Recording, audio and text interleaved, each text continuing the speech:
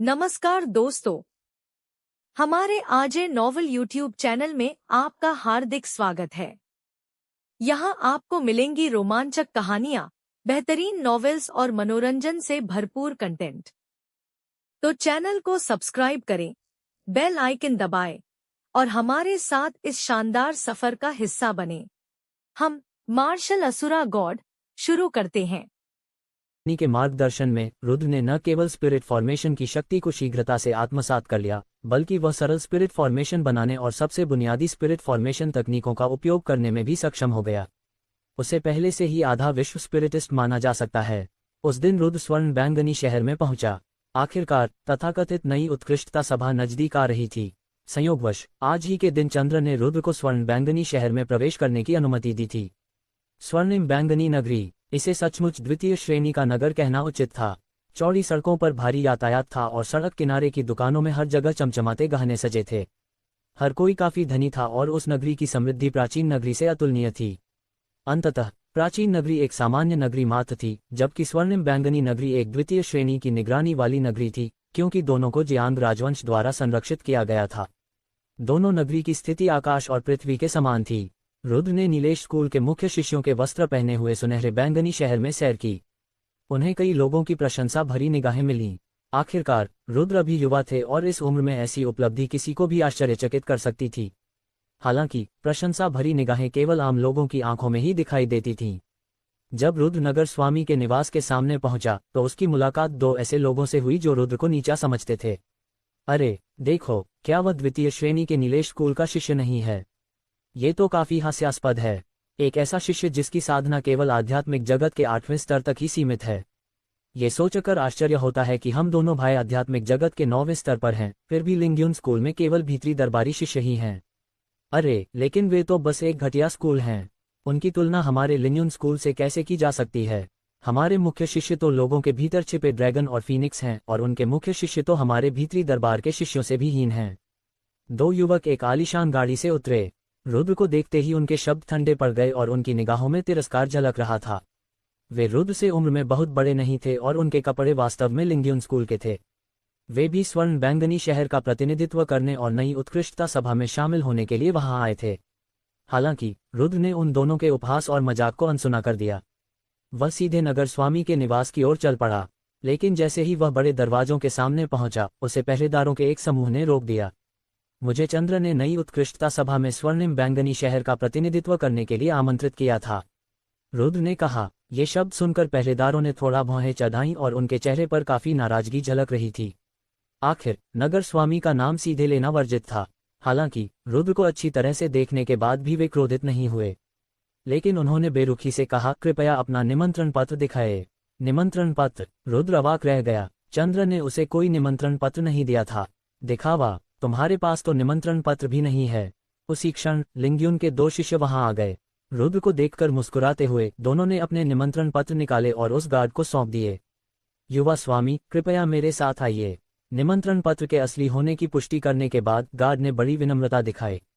छोटे भाई, क्या तुम्हें नहीं पता कि नई उत्कृष्टता सभा में भाग लेने वाले स्वर्ण बैंगनी शहर के कुलीन वर्ग के लोग होते हैं? तुम्हारी साधना की बात तो छोड़ ही दो, केवल नीलेश स्कूल के शिष्य होने के नाते तुम सभा में भाग लेने के योग्य नहीं हो। बिल्कुल सही, एक मामूली सा दोयम दर्जे का स्कूल स्वर्णिम शहर का प्रतिनिधित्व करते हुए नई उत्कृष्टता सभा में शामिल होना चाहता है। बेवकूफी भरी सोच। लिंग्यून स्कूल के दोनों शिष्य गार्ड के पीछे नहीं गए। इसके बजाय उन्होंने रुद्र का मजाक उड़ाना शुरू कर दिया। अरे जल्दी जाओ, नई उत्कृष्टता सभा के प्रतिभागियों को नगर स्वामी द्वारा व्यक्तिगत रूप से चुना और आमंत्रित किया जाता है। यदि आपको निमंत्रण पत्र नहीं मिला है तो इसका मतलब है कि आप योग्य नहीं हैं। यहां तक कि गार्ड ने भी रुद्र को भगाने की कोशिश की, क्योंकि उसे लगा कि रुद्र ने नगर स्वामी द्वारा नहीं बल्कि खुद ही अपनी सिफारिश की है। तुम्हें लगता है कि मैं नाटक कर रहा हूं? रुद्र के चेहरे पर कोई भाव परिवर्तन नहीं आया और उसने शांत भाव से पूछा, यह नगर प्रमुख का निवास स्थान है। यहाँ खलल डालना बंद करो, वरना तुम्हें अंजाम भुगतने पड़ेगा। गार्ड का चेहरा ठंडा पड़ गया और वह थोड़ा अधीर हो गया। हम अपनी आंखें चौड़ी करके ध्यान से देखो। ये देखकर रुद्र ने और कुछ नहीं कहा।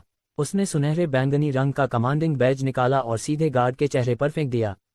टकराना। जैसे ही गार्ड ने कमान का बैज पकड़ा, वह पहले तो हिंसक प्रतिक्रिया देना चाहता था, लेकिन जब उसने उस बैज पर ध्यान केंद्रित किया तो उसके चेहरे का भाव पूरी तरह बदल गया, क्योंकि सुनहरे बैंगनी रंग का वह कमान का बैज नगर स्वामी के दर्जे के बराबर था। ये बैज केवल नगर स्वामी के सबसे करीबी लोगों के पास ही होता था। उसी क्षण गार्ड को एहसास हुआ कि उसने बहुत बड़ी गलती कर दी है। रुद्र चाहे जो भी हो, जब तक उसके पास स्वर्णिम बैंगनी कमांडिंग बैज था, वह निश्चित रूप से एक ऐसा व्यक्ति था जिसे नाराज नहीं किया जा सकता था। मुझे अपने अपराधों के लिए 10,000 बार मरना चाहिए, ये सोचते ही पहरेदार धड़ाम से जमीन पर घुटने टेक कर माफी मांगने लगा। उसका शरीर भी कांप रहा था और साफ दिख रहा था कि वह सचमुच डरा हुआ था। उसी समय आसपास के सभी पहरेदार घुटने टेक कर बैठ गए। कमान का बैज देखना नगर के स्वामी को देखने के समान था और उन्हें सम्मान में घुटने टेकने पड़े। लिंग्यून स्कूल के उन 2 शिष्यों के चेहरे बदसूरत और कागज की तरह सफेद थे। चाहे कुछ भी हो जाए, उन्होंने कभी सोचा भी नहीं था कि एक साधारण से स्कूल के शिष्य के पास स्वर्ण बैंगनी रंग का कमांडिंग बैज होगा। यहाँ तक कि उनके पास भी यह बैज नहीं था। सौभाग्य से उनकी स्थिति विशेष थी, क्योंकि वे नीलेश प्रांत के नंबर 1 स्कूल लिंग्यून स्कूल के शिष्य थे। यदि उन्हें रुद्र के सामने घुटने टेकने पड़ते तो उनकी बहुत बदनामी होती। रुद्र को उनकी परवाह करने की भी जहमत नहीं थी। गार्डों के नेतृत्व में वह निवास में दाखिल हुआ और एक बड़े हॉल में पहुंच गया। हॉल में पहले से ही 5 युवक युवती मौजूद थे। उनकी शक्ल सूरत देखकर लगता था कि उनकी उम्र 18 साल से ज्यादा नहीं होगी। वे सभी दिखने में बेहद आकर्षक थे और असाधारण थे। वे उच्च कोटि के विद्यालयों के शिष्य थे। स्वर्ण बैंगनी शहर के रक्षक भी उन लोगों का अनादर करने की हिम्मत नहीं करते थे, क्योंकि वे सभी असाधारण प्रतिभा के धनी थे और उनका भविष्य असीम उपलब्धियों से भरा था। वे अंततः स्वर्ण बैंगनी शहर के स्तंभ बनेंगे, शायद उससे भी कहीं अधिक महत्वपूर्ण। उनके वहां होने का कारण स्वाभाविक रूप से ये था कि वे नई उत्कृष्टता सभा में स्वर्ण बैंगनी शहर के प्रतिनिधि थे। रुद्र सहित वहां 8 लोग मौजूद थे। जब रुद्र और लिंग्यून स्कूल के 2 शिष्य अंदर आए तो सबकी निगाहें चमक उठीं। हालांकि उनकी निगाहें रुद्र के पीछे खड़े 2 लोगों पर टिक गईं। रुद्र की ओर उनकी निगाहें कुछ हद तक बेढंगी थीं। आखिरकार एक उच्च कोटि के शिष्य होने के नाते वे अपने मन में निम्न कोटि के शिष्यों को तुच्छ समझते थे। वे तो श्रेष्ठ शिष्यों को भी महत्व नहीं देते थे। दूसरी ओर रुद्र ने भी उनकी परवाह नहीं की। कुल मिलाकर उन लोगों की साधना का स्तर केवल 9वां था। हालांकि उनकी साधना का स्तर उनसे ऊंचा था, लेकिन अगर मारने के तरीकों की बात हो तो रुद्र उन्हें चींटियों को कुचलने जितना आसान बना सकता था। देखो, ये वीरवर्धन है। लेकिन ठीक उसी समय हॉल में मौजूद कई लोग अचानक आश्चर्य से हॉल के बाहर देखने लगे और खड़े हो गए। ये देखकर रुद्र ने भी इधर उधर नजर डाली। उसने देखा कि कुछ पहरेदारों की सुरक्षा में एक सुंदर युवक धीरे धीरे उसकी ओर आ रहा था। वह व्यक्ति भी एक उत्कृष्ट विद्यालय का शिष्य था। हालांकि वह दरबारी शिष्य नहीं था, वह एक उत्कृष्ट विद्यालय का मुख्य शिष्य था। आखिरकार एक अच्छा व्यक्ति मिल ही गया। उस व्यक्ति को देखकर रुद्र के चेहरे पर हल्की सी मुस्कान आ गई, क्योंकि उस युवक की साधना शक्ति बाकी लोगों की तुलना में काफी अधिक थी। वह मूल स्तर पर था। वीर भाई, मैंने कभी सोचा भी नहीं था कि तुम वायुराज स्कूल के मुख्य शिष्य बन जाओगे। तुम सचमुच हमारे स्वर्णिम शहर की युवा पीढ़ी में सबसे प्रतिभाशाली हो। तुमने 18 साल की उम्र में ही उत्पत्ति लोक में प्रवेश कर लिया। तुम वाकई मुझे बहुत प्रशंसनीय लगते हो। वीर भाई के साथ इस बार हमारा स्वर्णिम बैंगनी शहर निश्चित रूप से नई उत्कृष्टता सभा में प्रथम स्थान प्राप्त करेगा। जब वीरवर्धन प्रकट हुए तो हॉल में मौजूद सभी पुरुष और महिलाएं खड़े होकर ऊपर चले गए। वे उनके काफी करीबी प्रतीत होते थे, इसलिए वे पहले भी मिल चुके होंगे।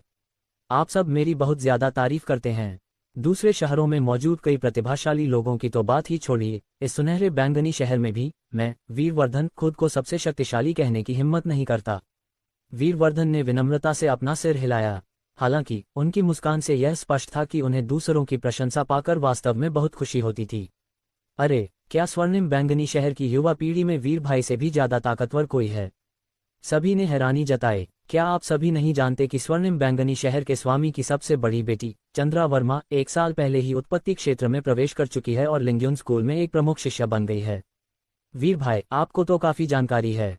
दरअसल हमें तो इसके बारे में अभी अभी पता चला है, इसलिए हमने कभी सोचा भी नहीं था कि आपको भी इसकी जानकारी होगी।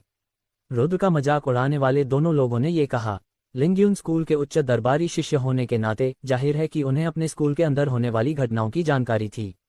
तो इसका मतलब है कि यह सच है। उसी क्षण कुछ अन्य लोग चौंक गए। लिंग्यून स्कूल आजूर प्रांत का नंबर 1 स्कूल था।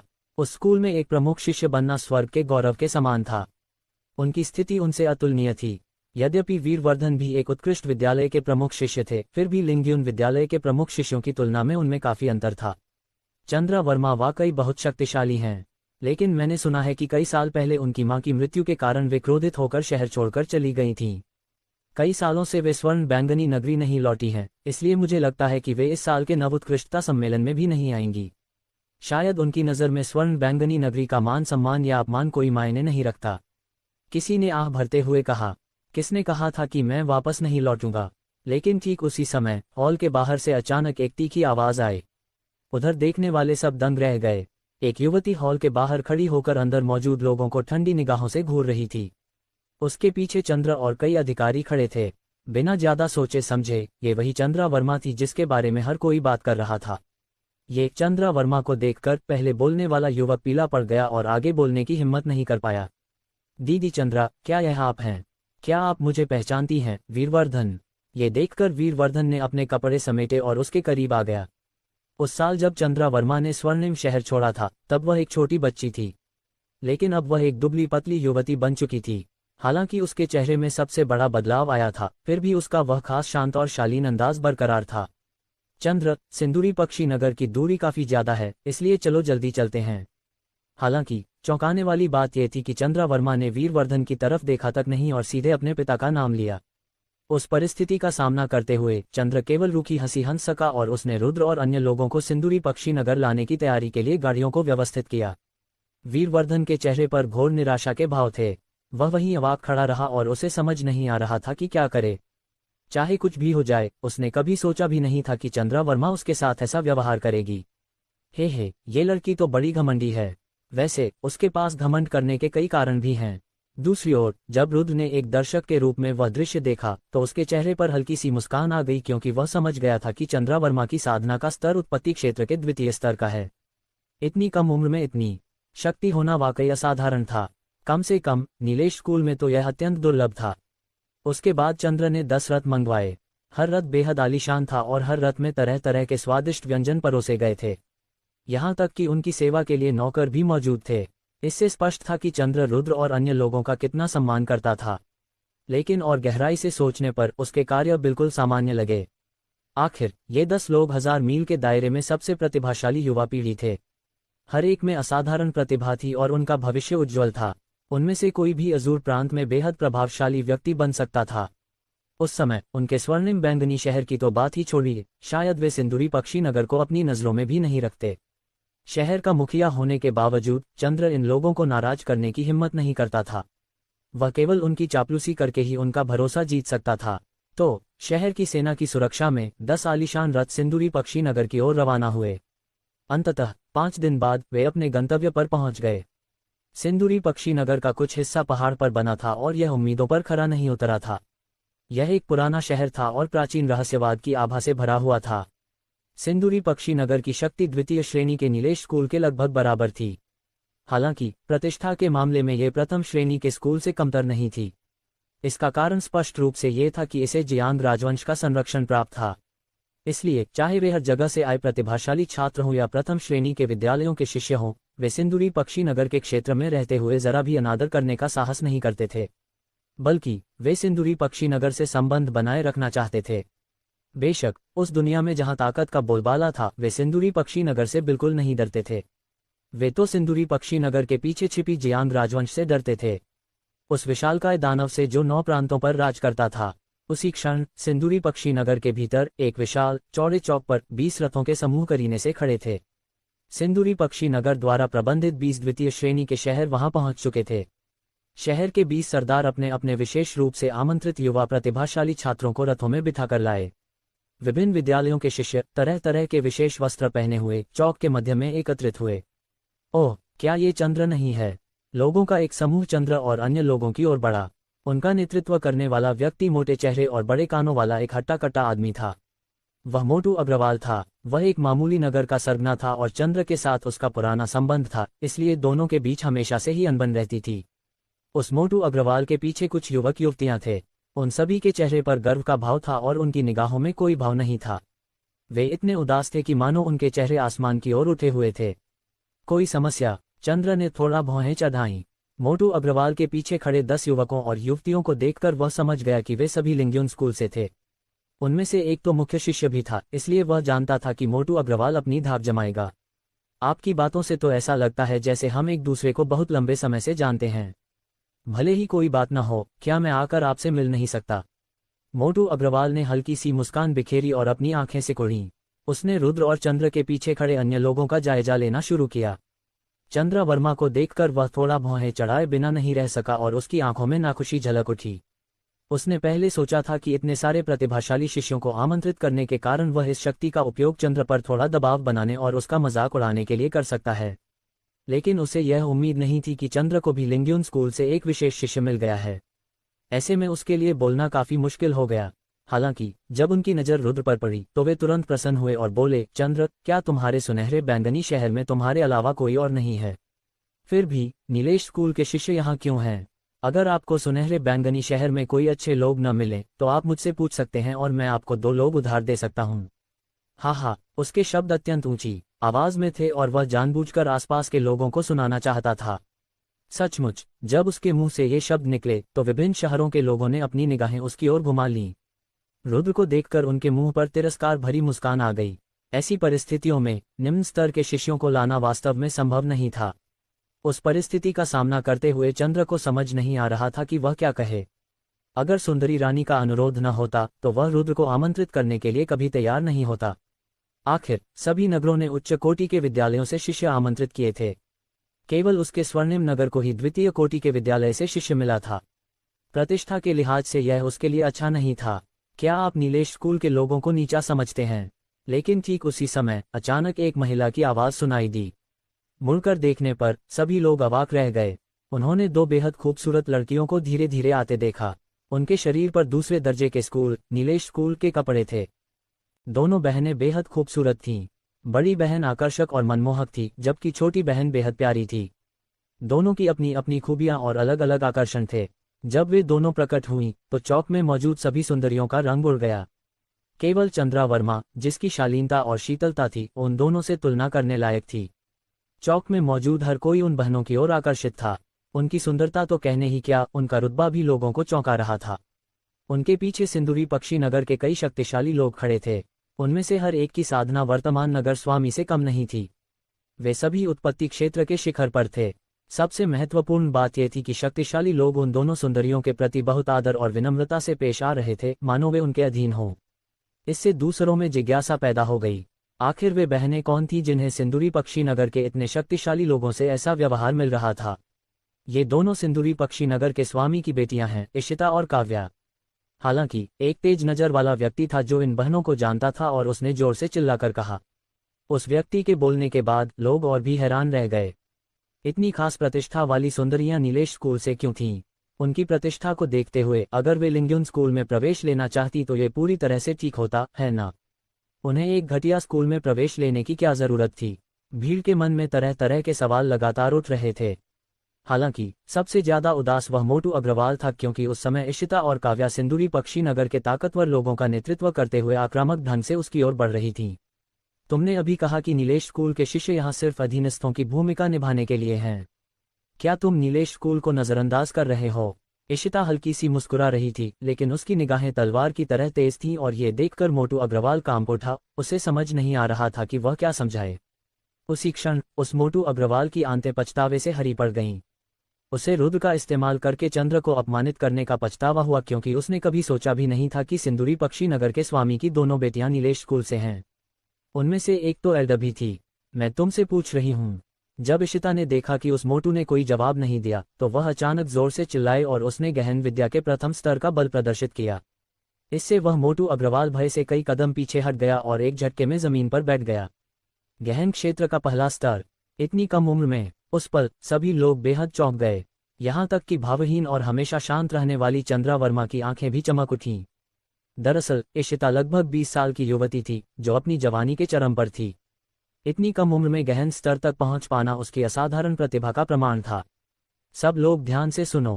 प्रथम श्रेणी के शिष्य होने के नाते द्वितीय श्रेणी के विद्यालयों के लोगों को नीचा मत समझो। जब नीलेश स्कूल अपने गौरवशाली काल में था तब पूरे 9 प्रांतों में किसी की भी हिम्मत नहीं होती थी कि वह इसे नीचा समझे। इशिता ने चारों ओर नजर घुमाते हुए गर्व से कहा। उस क्षण विशाल चौक में एकदम सन्नाटा छा गया। कहने की जरूरत नहीं कि किसी ने इशिता को फटकारने की हिम्मत नहीं की। दरअसल इशिता ने जो कहा था वह सच ही था। आज भी नीलेश प्रांत की सीमाओं के भीतर सबसे प्रतिष्ठित लिंग्यून स्कूल केवल इसी प्रांत में अपनी प्रतिष्ठा बनाए हुए था। यदि इसकी तुलना महाद्वीप के अन्य 8 प्रांतों के शीर्ष स्कूलों से की जाए तो लिंग्यून स्कूल उनके सामने कहीं नहीं ठहरता। हालांकि नीलेश स्कूल अलग था। भले ही वर्तमान में यह एक द्वितीय श्रेणी का स्कूल था, लेकिन अतीत में नीलेश के संस्थापक के मार्गदर्शन में ये स्कूल जियांग राजवंश के बराबर का स्कूल था। उस समय नीलेश के संस्थापक को 9 प्रांतों के महाद्वीप का सबसे शक्तिशाली व्यक्ति कहा जाता था। उनकी शक्ति इतनी प्रबल थी कि उनका नाम सुनते ही लोग भयभीत हो जाते थे। नीलेश स्कूल की शान बेमिसाल थी और इतिहास में इससे पहले ऐसा कोई उदाहरण नहीं था। हालांकि नीलेश स्कूल का पतन हो चुका था, लेकिन कोई भी इस बात से इनकार नहीं कर सकता था कि एक समय ये गौरवशाली था। इशिता, तुम क्या कर रही हो? लेकिन ठीक उसी समय एक भारी और शक्तिशाली आवाज हवा में गूंज उठी। ये गड़गड़ाहट की तरह थी जो सबके कानों में गूंज उठी। देखते ही देखते सबके चेहरे बदल गए। शहर के 20 सरदार जमीन पर घुटने टेककर एक साथ बोले, हम सिया को प्रणाम करते हैं। सिंदूरी पक्षी नगर के स्वामी इशिता और काव्या के पिता सिया अंततः प्रकट हुए।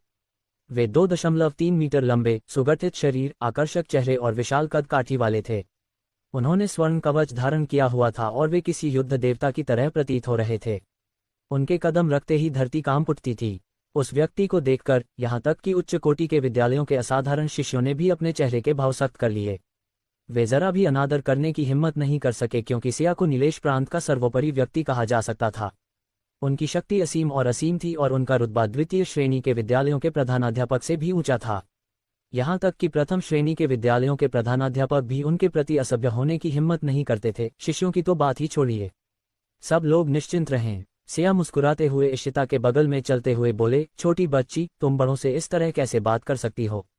पिताजी, इसका दोष इशिता पर नहीं लगाया जा सकता। ये तो उन्हीं की गलती थी जिन्होंने उसे नीचा दिखाया। ये देखकर काव्या ने तुरंत इशिता की मदद करने की कोशिश की। अरे, मैं इसे नजरअंदाज कर देता हूँ। बस दोबारा इसका जिक्र मत करना। सिया ने हाथ हिलाकर मोटू अग्रवाल से माफी मांगते हुए कुछ शब्द कहे। असल में वह बस थप्पड़ के बाद मीठी मिठाई देने जैसा व्यवहार कर रहा था।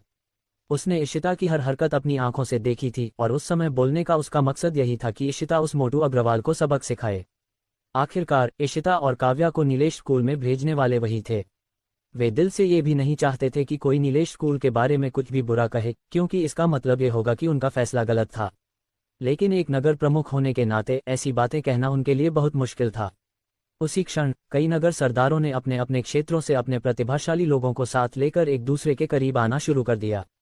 सभी लोग शिष्टाचार पूर्वक एक साथ जमा हो गए और उसी क्षण काव्या ने रुद्र को एक तरफ खींच लिया।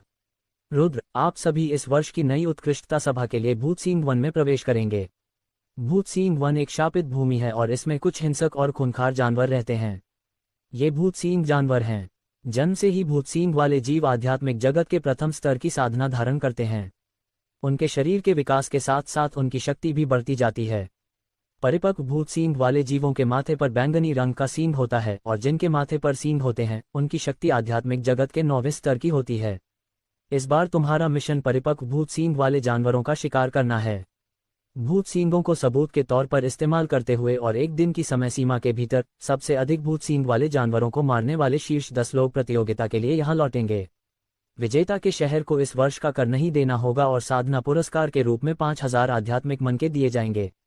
काव्या ने रुद्र के कानों के पास जाकर धीरे से कहा, तो विजेता को न सिर्फ 5000 आध्यात्मिक मालाएं मिलेंगी बल्कि टैक्स भी नहीं देना पड़ेगा। उस बूढ़े चंद्र को मुझसे ज्यादा फायदे मिल रहे हैं। रुद्र मन ही मन अवाक रह गया। क्या सोच रहे हो? जल्दी से इसे दूर रखो। काव्या ने एक लिपटा हुआ स्क्रॉल रुद्र के हाथों में थमा दिया। ये तो, रुद्र ने इसे खोला और देखा। पता चला कि वह छोटा सा स्क्रॉल एक नक्शा था। ये भूत सींग वन का नक्शा है। काले रंग के भाग वे क्षेत्र हैं जहां वयस्क भूत सींग जानवर इकट्ठा होते हैं। काला क्षेत्र जितना बड़ा होगा उतने ही अधिक वयस्क भूत सींग जानवर वहां मौजूद होंगे। इससे आपको भूत सींग जानवरों का शिकार करने में लाभ होगा। लेकिन याद रखना, लाल रंग वाले हिस्सों में मत जाना। उन इलाकों में अक्सर अजीबोगरीब लाल रंग का कोहरा छाया रहता है। कोहरा छाते ही मौत निश्चित है। यह उतना ही डरावना है जितना कि नीलेश स्कूल का थाउजेंड बोन ग्रेवयार्ड।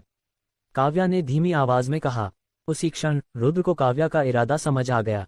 उसने स्क्रॉल को कॉस्मोस सेक में रखा और काव्या के कानों के पास जाकर हंसते हुए कहा, क्या इसे धोखा माना जाएगा? बिल्कुल, ये धोखा नहीं है, काव्या ने तुरंत समझाया। तो फिर यह क्या है? रुद्र काफी उत्सुक था। ये तो मैं दोस्ती के नाते तुम्हारी थोड़ी मदद कर रही हूँ, काव्या ने मीठी मुस्कान के साथ कहा, लेकिन फिर उसने जल्दी से पास की भीड़ की ओर इशारा करते हुए धीमी आवाज में कहा, लेकिन लापरवाह मत बनो, ये नीलेश स्कूल के शिष्य नहीं हैं। ये उच्च श्रेणी के विद्यालयों के शिष्य हैं और कुछ क्षेत्रों में जो कुछ वे सीखते हैं वह वास्तव में हमसे कहीं अधिक शक्तिशाली है। लेकिन मुझे अब भी आपके बारे में अच्छी राय है। हालांकि फिलहाल उनकी साधना आपसे कहीं अधिक है और वे आपसे उम्र में भी बड़े हैं। मुझे विश्वास है कि जब आप 18 वर्ष के हो जाएंगे तो आप निश्चित रूप से उन सभी से अधिक शक्तिशाली होंगे। इतना कहकर काव्या ने अपने हाथ पीठ पीछे किए और इशिता की ओर उछलती हुई चली गई। दोनों बहनों ने रुद्र को हाथ हिलाकर विदा की और फिर साथ में चली गईं। बहनों को देखते ही रुद्र के मन में तरह तरह की उलझनें उठने लगीं। हालांकि उसे पहले से ही अंदाजा था कि इशिता और काव्या की पहचान खास होगी, लेकिन उसने कभी सोचा भी नहीं था कि यह इतनी प्रभावशाली होगी। उस पर रुद्र थोड़ा हैरान रह गया। उसे लगा कि उसका पहले का अनुमान गलत था। बहनों के नीलेश स्कूल में होने का कारण प्रतिभाशाली लोगों को अपने साथ शामिल करना तो नहीं होना चाहिए था, क्योंकि उनके परिवार की ताकत को देखते हुए बहुत से शक्तिशाली लोग उनकी सेवा करने के लिए तैयार होंगे। तो फिर उन्हें रुद्र को अपने करीब लाने की जरूरत ही क्यों थी? आप दोनों का ऐसा क्या मकसद है कि आपको मुझे इस तरह अपने साथ शामिल करने की जरूरत पड़ रही है? रुद्र का दिल बहुत घबराया हुआ था। हालांकि उस समय इशिता और काव्या ने उसके साथ बहुत अच्छा व्यवहार किया, लेकिन वह ये नहीं भूल सकता था कि बहनों के उसके पास आने के पीछे कोई कारण था। काव्या नाम की छोटी लड़की शायद तुम्हें पसंद करती है। बेटा, उसे निराश मत करना। अचानक एक मधुर आवाज सुनाई दी और आत्मालोक में मौजूद मायावी रानी बोला। अरे, तुम्हें कैसे पता? रुद्र ने हंसते हुए पूछा। औरतों का अंतर्ज्ञान। हालांकि उसके प्रति आपके मन में कोई बुरे विचार नहीं होने चाहिए। वह भी छोटी है, इसलिए उसके साथ कुछ भी बुरा मत करो। इसलिए मेरा सुझाव है कि आप पहले उसकी बड़ी बहन से बात करें।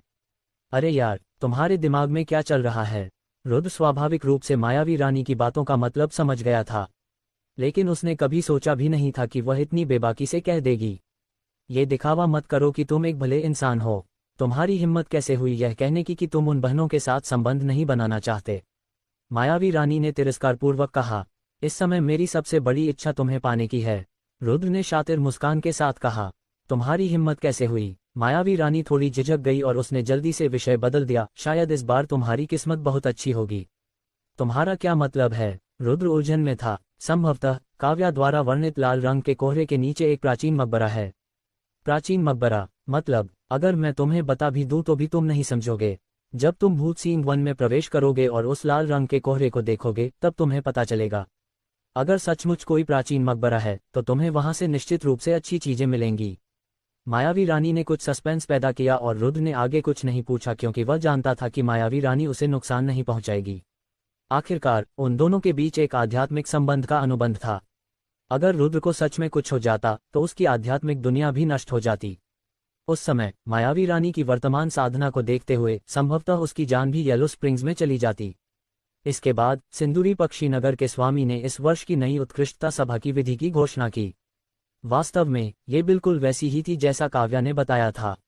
एक दिन की समय सीमा के भीतर केवल शीर्ष 10 प्रतिभागी जो सबसे अधिक भूत सींग वाले जानवरों को मारेंगे प्रतियोगिता के लिए अर्हता प्राप्त करेंगे। अंत में विजेता ही नई उत्कृष्टता सभा का विजेता होगा। इसके बाद सिया ने सभी 200 प्रतिभागियों को भूत सिंह वन का नक्शा दिया। इसके अलावा नक्शे के कुछ हिस्सों को लाल रंग से चिन्हित किया गया था और उन्होंने सभी को स्पष्ट रूप से बताया कि लाल क्षेत्र में प्रवेश करना मना है, अन्यथा वे अपने जीवन और मृत्यु के लिए स्वयं जिम्मेदार होंगे। सिया ने कारण नहीं बताया। उसने केवल इतना कहा कि वह इलाका बेहद खतरनाक था। साथ ही जो नक्शे बांटे गए थे उनमें केवल लाल रंग के खंड बने थे और काव्या द्वारा दिए गए नक्शे की तरह काले खंड नहीं थे। नियमों की कुछ व्याख्या के बाद रुद्र और अन्य लोगों को सिंदूरी पक्षी नगर से बाहर ले जाया गया और वे सिंदूरी पक्षी पर्वत श्रृंखला में प्रवेश कर गए। इसके साथ ही वे तथाकथित भूत सिंह वन में पहुंच गईं। उनकी नजरों में बस काला घना जंगल ही छाया हुआ था। लकड़ी लोहे जैसी थी और पत्तियां सुई जैसी। वे पेड़ों जैसे बिल्कुल नहीं लग रहे थे। वे मानो नुकीले हथियार थे और सबसे महत्वपूर्ण बात यह थी कि जंगल में जानवरों की कोई आवाज नहीं थी। सन्नाटा कुछ अजीब सा था। बदमाश, हमें पीछे मत खींचो वरना तुम्हें इसका अंजाम भुगतना पड़ेगा। जंगल के भीतर सुनहरे बैंगनी शहर के लोगों ने रुद्र को धमकी भरी निगाहों से देखा और फिर जंगल के भीतरी हिस्सों की ओर चले गए। रुद्र ने उनकी अवहेलना पर हल्की सी मुस्कान दी। रुद्र सचमुच इतना आलसी था कि उन जैसे लोगों से उलझना नहीं चाहता था और उन पर हमला करने से उसके हाथ ही गंदे होते। अपनी आंखों से उसने देखा कि वे तरह तरह की उन्नत तकनीकों का इस्तेमाल करते हुए जंगल में गहराई तक जा रहे थे। दूसरी ओर रुद्र ने बड़ी सहजता से अपने कॉस्मोस थैले से नक्शा निकाला, फिर काव्या द्वारा दिया गया नक्शा भी निकाल लिया। कुछ देर सोचने के बाद रुद्र ने एक विशेष मार्ग चुना। वह उन कई क्षेत्रों से होकर गुजरेगा जहां भूत सींग वाले जानवर सबसे अधिक संख्या में मौजूद थे, और फिर उस मार्ग का अंतिम गंतव्य वह लाल रंग का भाग था जहां काव्या और सिया ने प्रवेश करने से स्पष्ट रूप से मना किया था। रुद्र ने शाही आकाश तकनीक का इस्तेमाल किया और हवा के झोंके से उड़ गया। वह तेजी से जंगल से गुजर रहा था और जल्द ही उसे तथाकथित भूत सींग वाले जानवर मिल गए। ये देखने में घोड़े जैसा लगता था, लेकिन आकार में हाथी जितना बड़ा था। ये घोर काला था, मानो काले रंग के कवच से ढका हो। इसका स्वभाव हिंसक था और अपनी प्रजाति के अलावा किसी भी अन्य जीव को देखते ही यह उस पर आक्रामक रूप से हमला कर देता था। यह अन्य खूंखार जानवरों से बिल्कुल अलग नहीं था, लेकिन भयंकर जानवर तो भयंकर जानवर ही थे। वे रुद्र के एक वार को भी सहन नहीं कर सकते थे। भले ही वे बैंगनी सींगों वाले परिपक्व भूत सींग वाले जानवर होते, फिर भी वे रुद्र को हरा नहीं सकते थे। रुद्र इधर उधर घूमते हुए किसी भी भूत सींग वाले जानवर को नहीं छोड़ता था। मारने के बाद वह उनके आध्यात्मिक संबंध का उपयोग करके मायावी रानी की विश्व आत्मा शक्ति उधार लेता था और उनकी मूल ऊर्जा का उपभोग करता था। यद्यपि उनकी साधना की मूल ऊर्जा बहुत कमजोर थी और मायावी रानी के लिए बहुत कम सहायक थी, फिर भी रुद्र ने इसे व्यर्थ नहीं जाने दिया। 200 भूत सींग वाले जानवरों को मारने के बाद वह अंततः तथाकथित लाल रंग के कोहरे वाले क्षेत्र में पहुंचा। हालांकि वहां थोड़ी सी ही शांति थी और उसे तथाकथित लाल रंग का कोहरा दिखाई नहीं दिया। क्या आपको यकीन है कि यहाँ कुछ अच्छा है? रुद्र काफी निराश महसूस कर रहा था। अपनी आध्यात्मिक शक्ति का उपयोग करके अवलोकन करने पर उसे उस क्षेत्र में कुछ भी असामान्य नहीं मिला। अपनी थोड़ी सी आध्यात्मिक शक्ति से खुद को मूर्ख बनाना बेहतर नहीं है। अगर तुम्हारी आध्यात्मिक शक्ति से प्राचीन मकबरे को देखा जा सकता है, तो वह प्राचीन मकबरा कहलाएगा ही नहीं। तो अब मैं क्या करूं? अपनी विश्व आध्यात्मिक दिशा सूचक यंत्र निकालें और उसका उपयोग करके खोजबीन करें। मायावी रानी की बातें सुनकर ही रुद्र को ज्ञान प्राप्त हुआ और उसने तुरंत विश्व आत्मा दिशा सूचक यंत्र निकाला। जैसे ही उसने इसे निकाला, एक अजीब सा निर्देशात्मक नक्शा प्रकट हुआ। हालांकि रुद्र को इसका कारण समझ नहीं आया, लेकिन मायावी रानी ने इसे देख लिया था। मायावी रानी के निर्देशों का पालन करते हुए रुद्र ने एक विशेष क्षेत्र में स्पिरिट फॉर्मेशन बनाना शुरू किया।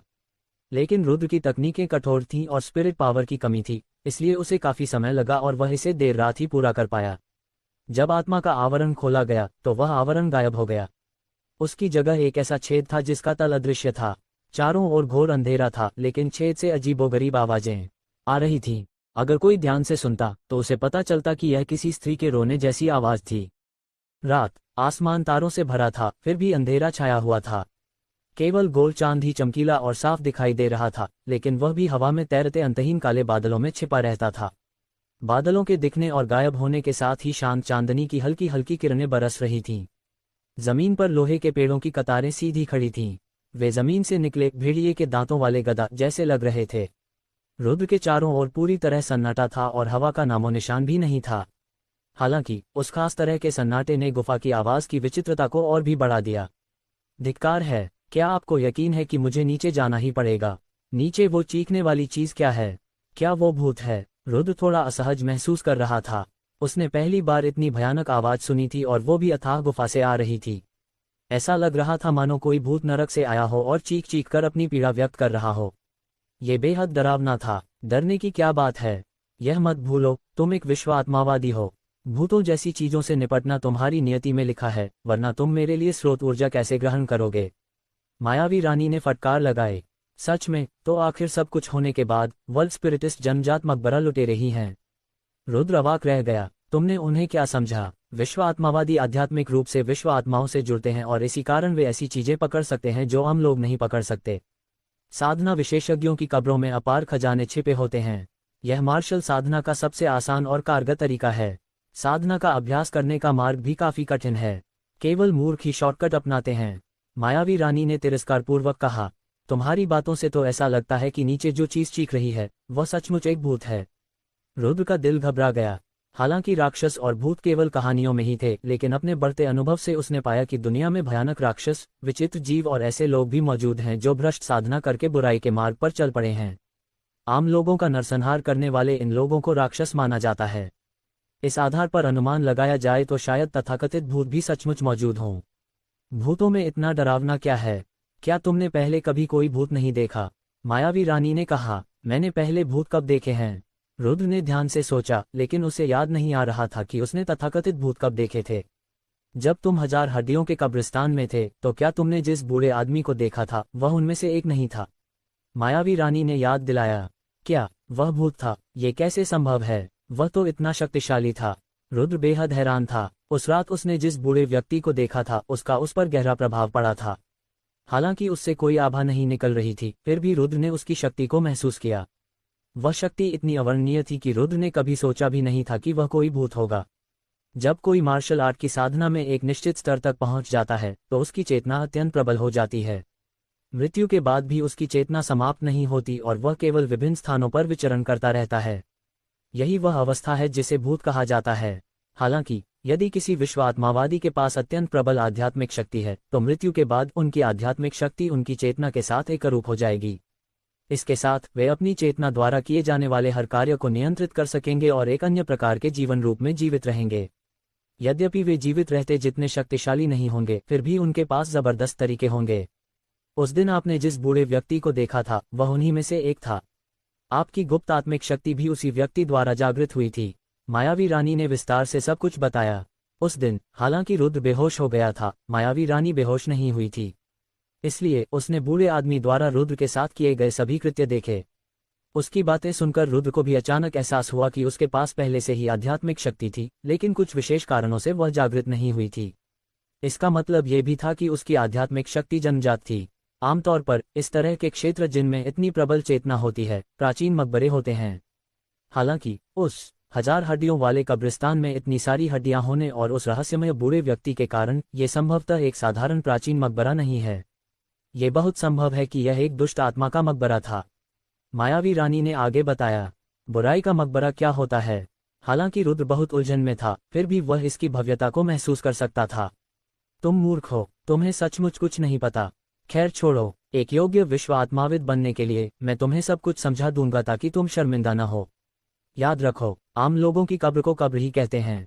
हालांकि कब्रों में कुछ तंत्र और छिपे हुए खजाने हो सकते हैं, लेकिन आम लोग भी उन्हें भेद सकते हैं। केवल निम्न स्तर के विश्व आत्मावादी ही कब्रों की खोज में जाते हैं और आकाश राय की कब्र भी एक कब्र ही थी। चेतना से युक्त कब्रें प्राचीन कब्रें कहलाती हैं। इसका इस बात से कोई लेना देना नहीं है कि वे कितने समय से दफन हैं, ये तो बस कब्रों के वर्गीकरण का नाम है। प्राचीन कब्रों के अंदर रहना बेहद खतरनाक होता है। उनमें ऐसे जाल और तंत्र होते हैं जिन्हें आम लोग पहचान नहीं पाते, और कुछ अजीबोगरीब स्थितियों में तो ऐसे जाल और तंत्र भी होते हैं जिन्हें केवल विश्व आत्मावादी ही पहचान और समझ सकते हैं। इसलिए प्राचीन कब्रें ही वह स्थान है जहां विश्व आत्मावादी अपनी योग्यता साबित करते हैं। जहां तक दुष्ट मकबरों की बात है, उनमें दफनाए गए लोग केवल साधारण साधना विशेषज्ञ नहीं हैं। बहुत संभव है कि वे अत्यंत क्रूर प्राणी हों। कोई निश्चित रूप से नहीं कह सकता कि वे क्या हैं। वे मनुष्य हो सकते हैं या जानवर, वे जीवित हो सकते हैं या मृत। उनमें से अधिकतर इतने शक्तिशाली हैं कि मरने के बाद भी वे दुनिया में तबाही मचा सकते हैं। या शायद कुछ ऐसे राक्षस जो मरे नहीं थे, उन्हें कहीं दबाकर सील कर दिया गया हो। वे मकबरे बहुत खतरनाक हैं। उनमें प्रवेश करने के बाद आधे से ज्यादा वापस नहीं लौट पाएंगे। वे राक्षसी जीवों को भी मुक्त कर सकते हैं और दुनिया में विपत्ति ला सकते हैं। इन कब्रों को दुष्ट कब्रें कहा जाता है। जब तक कोई अत्यंत शक्तिशाली विश्व आत्मावादी न हो, कोई भी तबाही मचाने के लिए कब्र को खोलने की हिम्मत करेगा। तो ऐसी चीजें भी हैं। इसमें कोई आश्चर्य नहीं कि एल्डर जयंत को 1000 हड्डियों के कब्रिस्तान में इतनी दिलचस्पी थी। रुद्र को ज्ञान प्राप्त हुआ और उसे अंततः पता चला कि विश्व आत्मावादियों का महत्व कब्रों में निहित है। वह 1000 हड्डियों का कब्रिस्तान बहुत प्रभावशाली है। संभवतः यह एक दुष्ट मकबरा है। ये वाकई खतरनाक है, लेकिन इसमें निश्चित रूप से बहुत बड़ा खजाना छिपा है। और भी बहुत कुछ। अगर उस बूढ़े आदमी की मूल ऊर्जा को अवशोषित किया जा सके तो मेरी शक्ति में भी निस्संदेह काफी वृद्धि होगी। अफसोस की बात है कि उस 1000 हड्डियों के कब्रिस्तान को छूना भी मत, वरना 10,000 बार भी तुम्हें मारना काफी नहीं होगा। हालांकि उस बूढ़े आदमी को किसी ऐसी चीज की जरूरत है जिसमें तुम्हारी मदद चाहिए, इसीलिए उसने वह नक्शा तुम्हारे शरीर पर छोड़ दिया है। लेकिन उस नक्शे में कुछ रहस्यमय बातें छिपी हैं और एक निश्चित शक्ति प्राप्त किए बिना तुम उस दुष्ट मकबरे को नहीं खोल सकते। भविष्य में जब तुम 1000 हड्डियों के कब्रिस्तान को खोलकर उसमें प्रवेश कर पाओगे तो वह बूढ़ा व्यक्ति तुम्हारी शक्ति उधार लेना चाहेगा। कम से कम वह तुम्हें कुछ लाभ तो देगा ही, और स्वाभाविक रूप से लाभ के साथ साथ कुछ कीमत भी चुकानी पड़ती है। साथ ही दुष्ट मकबरे आपके लिए बहुत खतरनाक हैं। भले ही आपके पास नक्शा हो, आप उसे खोल नहीं सकते। इसलिए अभी उस दुष्ट मकबरे में जाने के बारे में मत सोचो और इस प्राचीन मकबरे में खोजबीन करो। जब वह इस बिंदु पर बोल रही थी तो मायावी रानी थोड़ी उत्साहित लग रही थी। आखिरकार एक संपूर्ण प्राचीन मकबरे के भीतर मार्शल कला के विशेषज्ञों के अवशेष तो होंगे ही। शक्तिशाली स्रोत ऊर्जा ही वह चीज थी जिसकी उसे सबसे अधिक लालसा थी। जब हम यहाँ हैं ही तो खाली हाथ कैसे जा सकते हैं, है ना? रुद्र ने सिर हिलाया, लेकिन वह कूदा नहीं और सीधे नीचे चला गया। ब्लैक होल में कूदने के बाद उसने तुरंत 100 रूपांतरणों के धनुष का उपयोग किया और अपने हाथों में 2 खंजर बना लिए। उसने खंजरों को ब्लैक होल की दीवारों में गाड़ दिया और धीरे धीरे नीचे उतरने लगा। शुरुआत में रुद्र की गति बेहद धीमी थी, लेकिन जल्द ही उसे अभ्यास हो गया और वह तेजी से नीचे की ओर खिसकने लगा। जैसे जैसे वह नीचे जाता गया, महिला की चीख और भी स्पष्ट होती गई। आमतौर पर साहसी माने जाने वाले रुद्र की रीढ़ की हड्डी में सिहरन दौड़ गई और उसे हवा में ठंडक महसूस होने लगी। डरने की कोई जरूरत नहीं है, यह शायद भटकती हुई आत्मा है। हो सकता है कि जीते जी यह माहिर रही हो, लेकिन मरने के बाद ये तुम्हें हरा नहीं सकती। तुम्हारी आत्मा निर्माण तकनीक इसे रोक सकती है। रुद्र के दिल में उठ रही घबराहट को भांपते हुए मायावी रानी ने गंभीरता से याद दिलाया। रुद्र ने सिर हिलाया, अपने दिल को संभाला और नीचे की ओर खिसकना जारी रखा। आखिरकार उसके दोनों पैर जमीन पर टिक गए और वह तल पर पहुंच गया। यह एक विशाल गुफा थी। हालांकि अंदर अभी भी घोर अंधेरा था, फिर भी वह इसकी विशालता को महसूस कर सकता था। रुद्र ने विश्व आत्मा कंपास निकाला और उसमें आध्यात्मिक शक्ति की एक धारा प्रवाहित की। पल भर में चारों ओर प्रकाश फैल गया और अंधेरी गुफा रोशनी से जगमगा उठी। यह क्या है? इसके बाद जब उसकी दृष्टि स्पष्ट हुई तो रुद्र के चेहरे का भाव पूरी तरह बदल गया और वह अपनी आंखों के सामने के दृश्य को देखकर स्तब्ध रह गया। गुफा की उबड़-खाबड़ दीवारों पर विचित्र आकृतियां उकेरी गई थीं। वे प्रतीकों की तरह प्रतीत होती थीं, फिर भी प्रतीक नहीं थीं। इससे लोगों में एक अवर्णनीय अनुभूति उत्पन्न होती थी और मन में अत्यंत बेचैनी पैदा होती थी। रुद्र से कुछ ही दूरी पर हड्डियों के ढेर लगे हुए थे। हालांकि ये 1000 हड्डियों के कब्रिस्तान में मौजूद हड्डियों के विशाल सागर जैसे तो नहीं थे, लेकिन उनकी मात्रा देखकर उसकी आंखें चौंक गईं। वाह, कितनी सारी ऊर्जा! जल्दी करो, मुझे ये सब सोखने में मदद करो। मायावी रानी इतनी खुश थी मानो उसे कोई खजाना मिल गया हो। रुक तो, कोई भूत हमें देख रहा है। रुद्र का दिल घबरा गया और हड्डियों के ढेर के पीछे उसने एक परछाई देखी। वह एक खूबसूरत महिला थी। उसने रेशमी चौंगसम पहनी हुई थी और उसके लंबे बाल सिर के पीछे तक फैले हुए थे। उसके कपड़े एकदम फिट थे और उसका व्यक्तित्व भव्य था। वह इस समय रुद्र को चौकस निगाहों से देख रही थी और उसके मुंह से लगातार रोने की आवाजें निकल रही थीं। वह तथाकथित भूत था। सटीक रूप से कहें तो वह मृत्यु के बाद निर्मित एक चेतना थी, और चूंकि उसका शरीर लगभग पारदर्शी था और हल्की रोशनी से जगमगा रहा था, इसलिए वह बिल्कुल भी भौतिक शरीर नहीं था। हालांकि कुछ और बारीकी से देखने के बाद रुद्र चौंक गया। उसे उस महिला के चेहरे में एक जानी पहचानी सी अनुभूति हुई। वह सचमुच इशिता और काव्या जैसी दिखती थी। तुम कौन हो? एक भयावह संभावना के बारे में सोचते हुए रुद्र ने तुरंत सवाल किया। फुहार। हालांकि रुद्र के बोलते ही उस चेतना ने भय प्रकट किया। उसने अपना शरीर घुमाया और उड़ गई। उसकी गति अत्यंत तीव्र थी और पलक झपकते ही वह गायब हो गई। उस चेतना में बुद्धि नहीं है, केवल सहज प्रवृत्ति है। वह आपके किसी भी प्रश्न का उत्तर नहीं देगी क्योंकि उसके पास यादें भी नहीं हैं। वैसे भी उसे बहुत पहले मर जाना चाहिए था। उसकी चेतना जल्द ही समाप्त हो जाएगी और उसकी शक्ति इस समय बहुत कमजोर है। वह आपको नुकसान पहुंचाने में असमर्थ होगी, इसलिए चिंता करने की कोई जरूरत नहीं है। अभी जल्दी से मुझे इन ऊर्जा स्रोतों को ग्रहण करने में मदद करो। यहाँ साधकों के बहुत सारे पूर्ण अवशेष हैं और उनमें बहुत शक्तिशाली ऊर्जा है। वे निश्चित रूप से मेरी साधना को काफी हद तक बढ़ा सकते हैं और शायद मैं आध्यात्मिक जगत के शिखर तक भी पहुंच सकूं। मायावी रानी ने याद दिलाते हुए कहा। स्रोत ऊर्जा का उपभोग करके उसकी साधना अत्यंत भयानक थी, क्योंकि रुद्र द्वारा उसके लिए 200 परिपक्व भूत सींग वाले जानवरों की स्रोत ऊर्जा का उपभोग करने के बाद वह लड़की, जिसने पहले बिल्कुल भी साधना नहीं की थी, अब रुद्र से कम शक्ति प्राप्त नहीं कर पाई थी। वर्तमान में वह आत्मा क्षेत्र के 8वें स्तर पर पहुंच चुकी है। यदि वह हड्डियों की स्रोत ऊर्जा को भी ग्रहण कर ले तो वह निश्चित रूप से आत्मा क्षेत्र के शिखर तक पहुंच सकती है। रुद्र ने सिर हिलाया और बिना कुछ कहे ही आगे बढ़ गया। उसने अवशेषों से मूल ऊर्जा को ग्रहण करना शुरू कर दिया, साथ ही एक निराकार अवशोषण शक्ति फैलती चली गई। पहाड़ जैसी हड्डियों के भीतर एक अदृश्य गैस प्रकट हुई। यही मूल ऊर्जा थी, नंगी आंखों से अदृश्य और केवल आध्यात्मिक शक्ति से ही महसूस की जा सकने वाली। एक के बाद एक स्रोत ऊर्जा रुद्र के शरीर में प्रवेश करती गई और मायावी रानी ने उसे पूरी तरह से अवशोषित कर लिया। आध्यात्मिक लोक में लड़की पालथी मारकर बैठी हुई साधना कर रही थी। वह स्रोत ऊर्जा को परिष्कृत कर रही थी और उसकी साधना भी अचानक बहुत तेजी से बढ़ने लगी। जल्दी जाओ और मुझे उस चेतना के अवशेष ढूंढ कर लाओ। जो लोग मृत्यु के बाद चेतना का सृजन कर पाते हैं वे जीवित रहते हुए कम से कम गहन स्तर की साधना तो कर ही चुके होते हैं। यदि मैं उसकी मूल ऊर्जा को परिष्कृत कर सकूं तो मैं निश्चित रूप से उत्पत्ति लोक में प्रवेश कर सकता हूं। वहां मौजूद सभी हड्डियों को आत्मसात करने के बाद मायावी रानी सचमुच आध्यात्मिक जगत के 9वें स्तर में प्रवेश कर गई। वह स्पष्ट रूप से अधिक उत्साहित थी क्योंकि उसे लग रहा था कि प्राचीन मकबरे में उसे कई लाभ मिल सकते हैं। ये लड़की हद से ज्यादा अजीब है। रुद्र पूरी तरह से अवाक रह गया। सामान्य तौर पर उसकी साधना गति को बेजोड़ कहा जा सकता था, लेकिन उस लड़की के सामने तो ये कुछ भी नहीं थी। आधे दिन के भीतर ही वह बिल्कुल शून्य साधना से 9वें आध्यात्मिक स्तर तक पहुंच गई थी। ये वाकई बहुत डरावना था। आश्चर्य की आहें लगातार निकलती रहीं और रुद्र के कदम नहीं रुके। उसने विश्व आत्मा कंपास को थामे रखा और उस महिला के अवशेषों को खोजने के लिए रोने की आवाज का पीछा करते हुए गुफा में और गहराई तक चला गया। खोज के दौरान रुद्र ने उत्सुकता से पूछा, ये हड्डियां कहाँ से आईं? जिस तरह से ये थीं, उन्हें देखकर लगता है कि इनकी मृत्यु बहुत पहले हो गई होगी, है ना? क्या आपको ये पूछने की भी जरूरत है? चाहे ये जानबूझकर किया गया हो या अनजाने में, ये वे बलिदान थे जिन्होंने प्राचीन मकबरे में घुसपैठ की थी। मायावी रानी ने समझाया। ये शब्द सुनकर रुद्र मन ही मन चौंक गया। हालांकि वे लोग अब हड्डियों के ढांचे में बदल चुके थे, लेकिन उनकी मूल ऊर्जा से रुद्र को यह आभास हो रहा था कि जीवित रहते समय वे उत्पत्ति क्षेत्र में थे।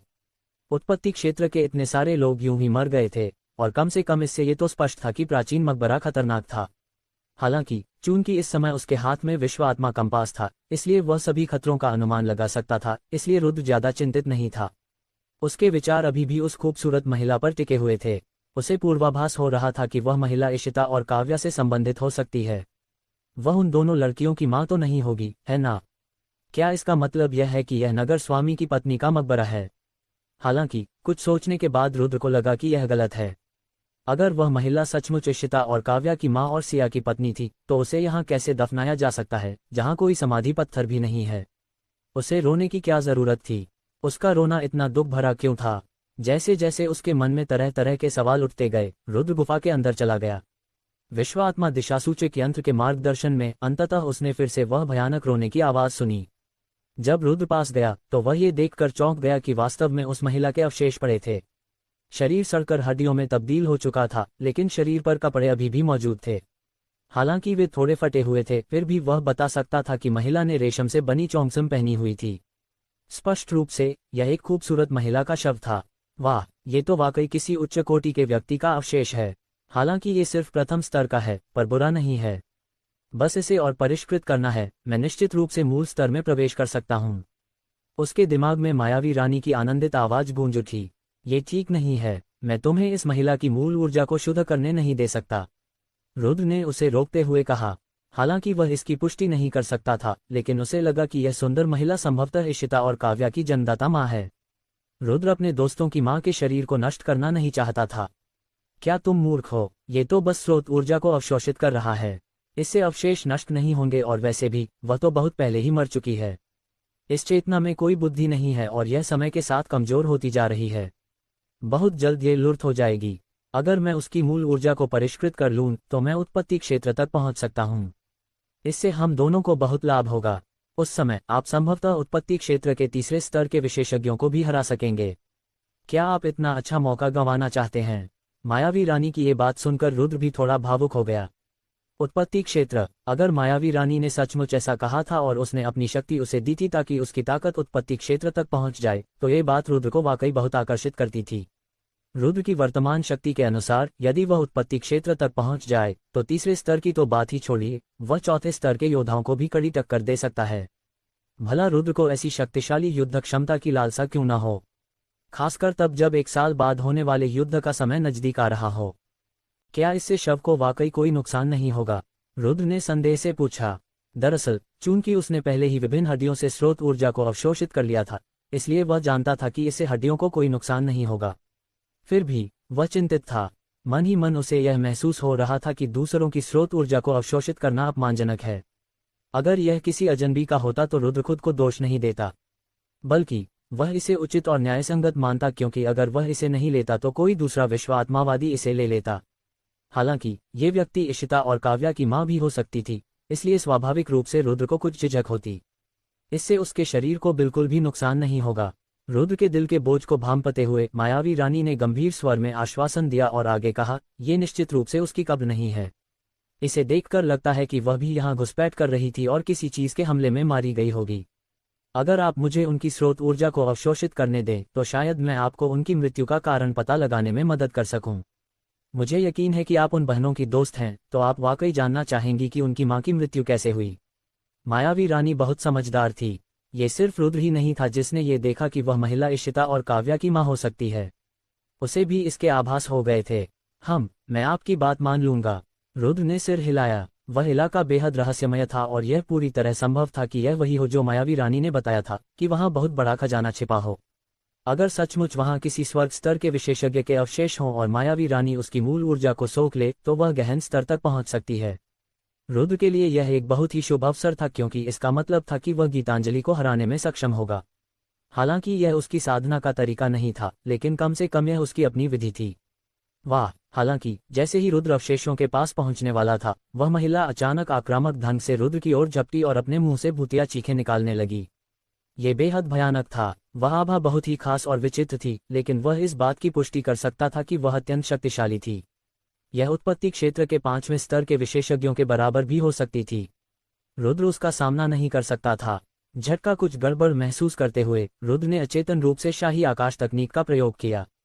बिजली कड़की और वह कुछ मीटर पीछे हट गया। धमाका उसका वार हवा में ही जा लगा और वह महिला जमीन पर जोर से गिर पड़ी। गुफा की चट्टानें बहुत कठोर थीं, फिर भी आधा मीटर गहरा गड्ढा बन गया और मलबा चारों ओर बिखर गया।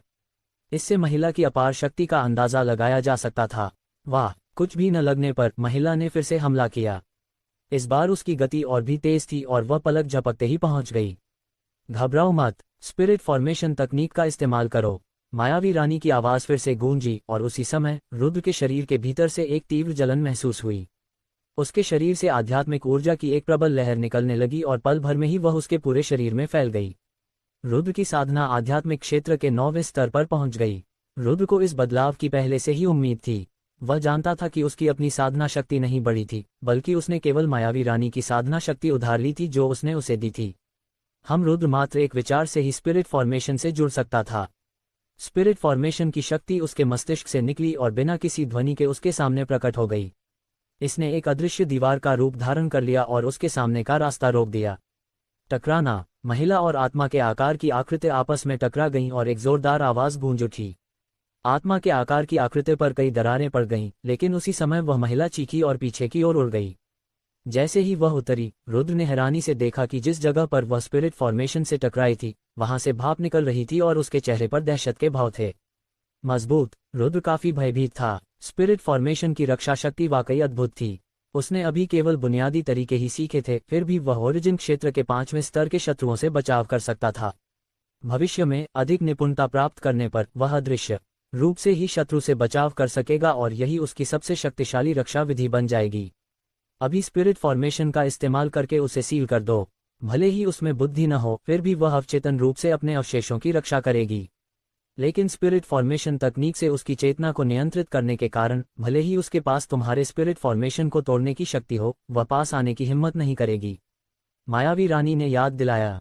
रुद्र ने भी जरा भी संकोच नहीं किया और एक ही विचार में स्पिरिट फॉर्मेशन की परतें एक के बाद एक संघनित होती गईं और उन्होंने महिला को अपने भीतर समाहित कर लिया।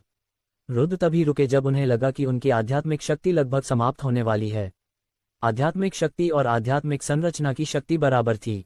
एक विश्व आत्मावादी के रूप में आपकी आध्यात्मिक शक्ति जितनी अधिक होगी, आप उतनी ही अधिक शक्तिशाली आध्यात्मिक संरचना का उपयोग कर सकेंगे। इसलिए जिस समय वह आध्यात्मिक संरचना बना रहा था, उसी समय उसकी आध्यात्मिक शक्ति भी समाप्त हो रही थी। रुद्र की वर्तमान आध्यात्मिक शक्ति के साथ इतनी ही आध्यात्मिक संरचनाएं बनाना उसकी सीमा थी। जल्दी करो, स्रोत ऊर्जा को अवशोषित करो, मायावी रानी ने उत्साह से चिल्लाते हुए कहा। उसी समय रुद्र शव के पास पहुंचा और मायावी रानी के लिए स्रोत ऊर्जा को अवशोषित करना शुरू कर दिया। उस समय चूंकि मायावी रानी पहले से ही रुद्र को अपनी शक्ति प्रदान कर रही थी, इसलिए जब रुद्र ने स्रोत ऊर्जा को अवशोषित किया तो उसने स्पष्ट रूप से महसूस किया कि उसकी अपनी आभा अचानक बढ़ रही है। बहुत जल्द ही उसके शरीर की आभा में कुछ परिवर्तन आए। यह अब आध्यात्मिक ऊर्जा नहीं बल्कि मूल शक्ति थी। मूल ऊर्जा को अवशोषित करने के बाद मायावी रानी सचमुच मूल क्षेत्र में प्रवेश कर गई। हा, सफलता! मायावी रानी बेहद खुश थी और रुद्र की आध्यात्मिक दुनिया में उछल कूद कर रही थी। उसकी खूबसूरती का तो जिक्र ही करने की जरूरत नहीं। हालांकि उसी समय रुद्र ने पाया कि जिस महिला को उसने अपने स्पिरिट फॉर्मेशन में कैद किया था वह तेजी से गायब हो रही थी और वह पहले ही पारदर्शी हो चुकी थी। धिक्कार है, तुमने मुझे धोखा दिया। रुद्र को अचानक समझ आ गया कि उसे बेवकूफ बनाया गया है। उसकी मूल ऊर्जा को अवशोषित करने से उसके शरीर को कोई नुकसान नहीं होगा, लेकिन उसकी चेतना पूरी तरह से गायब हो जाएगी। क्या यह महज चेतना नहीं है? अगर मैंने उसकी मूल ऊर्जा को अवशोषित नहीं भी किया होता तब भी वह गायब हो जाती।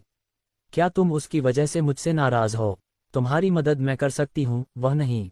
मायावी रानी ने न सिर्फ अपनी गलती नहीं मानी बल्कि वह दुखी भी लग रही थी। जो भी हो, जो हुआ सो हुआ। मैं तुमसे बेवजह बहस नहीं करना चाहता, पर मैं नहीं चाहता कि ऐसा दोबारा हो। और याद रखना कि मुझे, रुद्र, तुम्हारी शक्ति की आवश्यकता तो है, लेकिन ये बिल्कुल अनिवार्य नहीं है। रुद्र सचमुच गुस्से में था। आखिर वह ऋषिता और काव्या की माँ हो सकती थी। भले ही वह बुद्धिमान न हो, लेकिन अगर उसकी वजह से वह पूरी तरह गायब हो जाती तो रुद्र को कुछ अपराधबोध जरूर होता। ठीक है, मैं समझ गया। अगली बार मैं तुम्हें धोखा नहीं दूंगा, ठीक है? मैं तुम्हें एक राज भी बता दूंगा। मायावी रानी ने शरारती मुस्कान के साथ कहा। क्या रहस्य? मुझे पूरा यकीन है कि बहनों की मां की हत्या किसी ने की है। उनकी हैसियत को देखते हुए उनके पास खजाने का न होना नामुमकिन था। लेकिन उन्हें देखिए, उनके कपड़े तो पूरे हैं पर उनका कॉस्मोस थैला गायब है। उनकी छाती की हड्डी चकनाचूर है और यह साफ तौर पर किसी और ताकत के कारण हुआ है। हाँ, मैंने भी ये देखा था। लेकिन समस्या यह है कि उसकी हत्या किसने की? उसका कॉस्मोस थैला किसने छीन लिया? रुद्र ने सवाल किया। वह वास्तव में इशिता और काव्या को उनकी मां के हत्यारे का पता लगाने में मदद करना चाहता था। रुद्र भी वहां मौजूद खजाने को हासिल करना चाहता था, क्योंकि उसने न केवल यह पाया कि महिला का कॉस्मोस सेक गायब था, बल्कि उन हड्डियों के आसपास भी कोई खजाना नहीं था जिनसे उसने पहले स्रोत ऊर्जा को अवशोषित किया था। इसका सबसे संभावित अर्थ ये था कि उनके शरीर पर मौजूद खजाने किसी ने चुरा लिए थे। इसलिए रुद्र यह जानना चाहता था कि वह व्यक्ति कौन था, और इससे भी महत्वपूर्ण बात यह थी कि वह व्यक्ति जीवित था या नहीं। मुझे कैसे पता चलेगा? मैंने तो इसे खुद नहीं देखा। हालांकि मुझे यकीन है कि यह किसी व्यक्ति ने किया है। तुम कमीनी लड़की। रुद्र बहुत नाराज था क्योंकि उसे लगा कि मायावी रानी ने फिर से उसके साथ खिलवाड़ किया है। हे, इतना परेशान होने की जरूरत नहीं है। अगर मैं गलत नहीं हूं तो बहनों की मां का हत्यारा मर चुका है, क्योंकि इससे भी ज्यादा भयानक चीज है। यह शायद कोई प्राचीन मकबरा नहीं बल्कि कोई शैतानी मकबरा है। दुष्ट मकबरा। रुद्र बुरी तरह चौंक गया। हालांकि मकबरों के स्तर को जानने वाला वह व्यक्ति दुष्ट मकबरों का अर्थ नहीं जानता था, फिर भी वह जानता था कि यह एक अशुभ स्थान है। बिल्कुल सही। दीवार पर बने ये चिन्ह भूत प्रेत रोधी चिन्ह हैं और ये बुरी आत्माओं को बांधने के मंत्र हैं। मायावी रानी ने समझाया। बुरी आत्माएं? वे क्या होती हैं? रुद्र ने पूछा। दानव रानी कालिका वास्तव में विश्व आत्माएं ही होती हैं। हालांकि जब कोई विश्व आत्माविद के नियंत्रण से बचकर इस दुनिया में अपने मूल स्वरूप में निवास करती है तो उसे दानव रानी कालिका कहा जाता है। बुरी आत्माओं में बुराई का अर्थ है सत्ता की लालसा में ऊर्जा को अवशोषित करने के लिए जीवित प्राणियों का बड़े पैमाने पर विनाश करना। इसीलिए इन्हें बुरी आत्माएं कहा जाता है। सबसे महत्वपूर्ण बात यह है कि एक विश्व आत्मा और एक विश्व आत्मावादी के बीच समझौते के बाद उन्हें विश्व आत्मावादी के आध्यात्मिक जगत में प्रवेश करने के बाद अपनी शक्ति का उपयोग करने के लिए विश्व आत्मावादी के शरीर को माध्यम के रूप में इस्तेमाल करना पड़ता था। कुल मिलाकर विश्व आत्माएं विश्व आत्मावादियों द्वारा नियंत्रित होती हैं। हालांकि जब कोई विश्व आत्मा एक निश्चित स्तर तक शक्तिशाली हो जाती है तो वह समझौते को तोड़कर विश्व आत्मावादी के बंधनों से मुक्त हो सकती है। तब अपनी इच्छा शक्ति का उपयोग करके वह जीवितों की दुनिया में प्रवेश कर सकती है। उस समझौते को तोड़ने के लिए कम से कम स्वर्गलोक की साधना आवश्यक है, अन्यथा उनके पास ऐसा करने का कोई तरीका नहीं होगा। स्वर्गलोक। रुद्र एक बार फिर बेहद चौंक गया। 9 प्रांतों के महाद्वीप में ये वह लोक था जहां केवल सर्वोच्च स्तर के विशेषज्ञ ही पहुंच सकते थे। इसलिए सभी दानव रानी कालिका की शक्ति प्रबल है और उनकी साधना का स्तर कम से कम स्वर्ग स्तर का होगा। चून की निकास द्वार पर राक्षस विरोधी प्रतीक बने हुए हैं, इसका अर्थ है कि यहाँ निश्चित रूप से एक दानव रानी कालिका को सील किया गया है। जरा सोचिए, क्या कोई ऐसा स्थान जहां दानव रानी कालिका को कैद किया जा सके एक साधारण प्राचीन मकबरा होगा? क्या दानव रानी कालिका को कैद करने में सक्षम लोग साधारण इंसान होंगे? इस विषय पर मैंने इन 9 प्रांतों को सचमुच कमाका था। कम से कम नीले प्रांत में तो एक प्रभावशाली व्यक्ति जरूर प्रकट होना चाहिए था। मकबरे के मालिक ने अपने मकबरे की रक्षा के लिए एक दानव रानी कालिका को पकड़कर अपनी कुशलता साबित कर दी है। मायावी रानी ने आह भरते हुए कहा, इतना शक्तिशाली, क्या हमें और गहराई में जाना चाहिए? मायावी रानी के इस खौफनाक लहजे को सुनकर रुद्र का आत्मविश्वास पूरी तरह से खत्म हो गया। उसके लिए स्वर्ग लोक किसी पौराणिक लोक जैसा था। अगर कोई दानव रानी कालिका स्वर्गलोक की शक्ति रखती तो शायद एक ही सांस में उसे टुकड़े टुकड़े कर सकती थी। अगर वह उसे देख लेता तो संभवतः उसकी जान ही निकल जाती। डरने की कोई जरूरत नहीं है। ये भूत प्रेत रोधी चिन्ह बुरी आत्माओं को रोक सकते हैं, इसलिए जब तक आप इन चिन्हों वाले क्षेत्रों में हैं, आप सुरक्षित हैं। कम से कम दानव रानी कालिका आपको नुकसान नहीं पहुंचा पाएगी। दुष्ट मकबरे में निश्चित रूप से अनगिनत खजाने होंगे। आप उनकी खोज जारी रख सकते हैं, और अगर आपको हिमखंड का एक छोटा सा हिस्सा भी मिल जाए तो भी आप काफी प्रगति कर पाएंगे और आपको बहुत लाभ मिलेगा। शायद आपको प्रोफाउंड क्षेत्र में प्रवेश करने के लिए आवश्यक साधना संसाधन भी मिल जाएं। मायावी रानी ने कहा। मायावी रानी की बातें सुनकर रुद्र को तुरंत प्रेरणा मिली और वह आगे बढ़ने लगा। जैसे जैसे वह चलता गया, गुफा का विस्तार बढ़ता गया। जैसे जैसे वह आगे बढ़ता गया, गुफा और भी विशाल होती गई और तथाकथित दानव रोधी प्रतीक भी घने होते गए। हालांकि वह अपने चारों ओर की दीवारें नहीं देख पा रहा था, लेकिन कम से कम उसे ये तो दिख रहा था कि उसके पैरों के नीचे दानव रोधी प्रतीक लगातार बढ़ते जा रहे हैं। मायावी रानी के अनुसार वहां सील की गई दानव रानी कालिका निश्चित रूप से बहुत उग्र होगी, अन्यथा वहां चारों ओर इतने शक्तिशाली दानव रोधी प्रतीक नहीं बने होते। ये प्रतीक साधारण विश्व आत्मावादियों द्वारा स्थापित नहीं किए गए थे। जैसे जैसे वह अंदर जाता गया, रुद्र का डर बढ़ता गया। वह इलाका बहुत विशाल था और मानो किसी भूमिगत दुनिया जैसा था। ऐसा लग रहा था मानो उसका कोई अंत ही न हो और उसे यह भी नहीं पता था कि वह कितनी दूर तक चला है और कितने मील चल चुका है। हालांकि उसे अपने सामने पानी के छपछपाने की गर्जना सुनाई दे रही थी। कितनी सुंदर झील है। जैसे जैसे वह आगे बढ़ता गया, रुद्र की आंखों के सामने एक विशाल झील प्रकट हुई। झील का पानी उसकी दृष्टि में समा गया और लगातार किनारे से टकराता रहा। इससे गड़गड़ाहट की आवाजें आ रही थीं और झील के ऊपर अनगिनत जुगनू थे जो गहरे हरे रंग की चमक बिखेर रहे थे। उनकी चमक से ही रुद्र को पता चला कि यह एक विशाल झील है। हालांकि जब रुद्र ने इसे और गौर से देखा तो उसे पता चला कि ये जुगनू तो हो ही नहीं सकते। ये जुगनू से बहुत बड़े थे और वह बता नहीं सकता था कि ये क्या थे, लेकिन इनसे गहरे हरे रंग की रोशनी निकल रही थी और ये बहुत ही विचित्र थे। वह इतनी दूर था कि रुद्र की आध्यात्मिक शक्ति उस तक नहीं पहुंच पा रही थी। वह ये निर्धारित नहीं कर सका कि वह क्या था, या खतरनाक था या नहीं। वह आगे बढ़ता रहा। उसकी दृष्टि का दायरा बढ़ता गया और उसने देखा कि तट पर अनगिनत हड्डियां पड़ी थीं। वह घनी आबादी वाला क्षेत्र था और झील तक फैला हुआ था। ये बेहद भयावह था। कौन जाने वहां कितने लोग मरे होंगे। कम से कम कई दसियों हजार लोग थे, लेकिन हड्डियों की बाहरी बनावट बिल्कुल अलग थी। उनमें से अधिकतर चकनाचूर थीं और उनकी मृत्यु बाहरी बल के कारण हुई थी। ये तो केवल किनारे पर मिली हड्डियों की संख्या थी, और कौन जाने झील के अंदर कितनी और हड्डियां होंगी। यहाँ क्या हुआ? इतने सारे लोग कैसे मर गए? रुद्र बेहद हैरान था। वह सावधानी से पास पहुंचा और उसने देखा कि सफेद हड्डियों के नीचे तरह तरह की अजीब धुंधली रोशनी टिमटिमा रही थी। आध्यात्मिक मालाएं। केवल आध्यात्मिक मालाएं ही नहीं, उत्पत्ति की मालाएं भी हैं। हे भगवान, यहाँ तो सचमुच असीम खजाने हैं।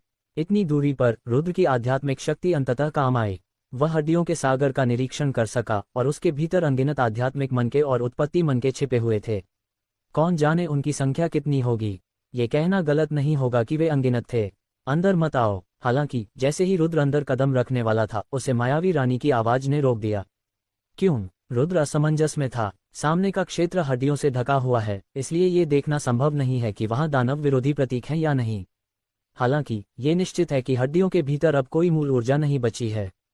उनमें मौजूद मूल ऊर्जा पूरी तरह से समाप्त हो चुकी है। वह क्षेत्र दानव रानी कालिका का आक्रमण क्षेत्र है। जो भी उसमें प्रवेश करेगा वह मर जाएगा, और यह एक जाल है। यह एक ऐसा जाल है जो लोगों को उसमें फंसने के लिए लुभाता है। मायावी रानी ने गंभीरता से याद दिलाया। तो इसका मतलब है कि सचमुच कोई दानव रानी कालिका पहरा दे रही है। क्या कोई ऐसा तरीका है जिससे मैं उसकी दृष्टि से बचकर अंदर जा सकूं? वहां न केवल आध्यात्मिक मन के हैं, बल्कि उत्पत्ति के मन के भी बहुत सारे हैं। अगर मैं उन्हें प्राप्त कर लूं तो मेरी साधना में निश्चित रूप से बहुत वृद्धि होगी। रुद्र को साधना के लिए संसाधनों की सख्त जरूरत थी, इसलिए हड्डियों में छिपे खजाने उसके लिए बेहद आकर्षक थे। और अगर वह उन सभी को ले भी लेता तो उसका कुछ हिस्सा भी उसकी साधना को बहुत बढ़ा सकता था।